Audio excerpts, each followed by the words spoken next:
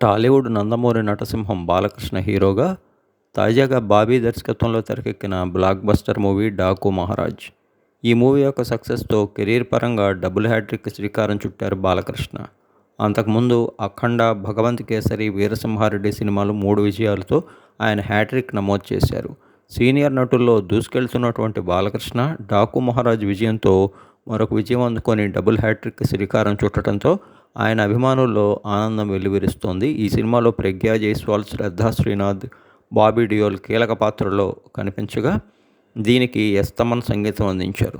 మరోవైపు దీనితో పాటు మాస్ కమర్షియల్ సినిమాల దర్శకుడు బోయపాటి శ్రీను దర్శకత్వంలో అఖండ 2 మూవీ చేస్తున్నారు బాలకృష్ణ. 3 ఏళ్ల క్రితం రిలీజ్ అయినటువంటి అఖండ పార్ట్ 1 మూవీ ఎంతటి సంచలనాన్ని నమోదు చేసిందో మనందరికీ తెలిసిందే.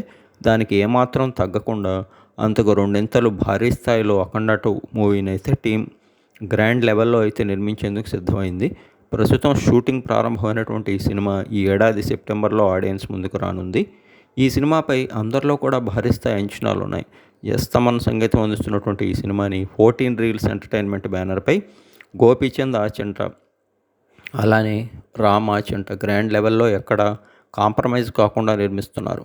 బాలకృష్ణ ఈ సినిమాలో కూడా 2 పవర్ఫుల్ పాత్రల్లో కనిపించనుండగా అఘోర పాత్ర ఫస్ట్ పార్ట్ను మించేలా మరింత అత్యద్భుతంగా రాసుకున్నారట దర్శకుడు బోయపాటి. ఓవరాల్గా అయితే అఖండ 2 మూవీ విజయవంతం అవటం ఖాయమని అంటోంది టీం.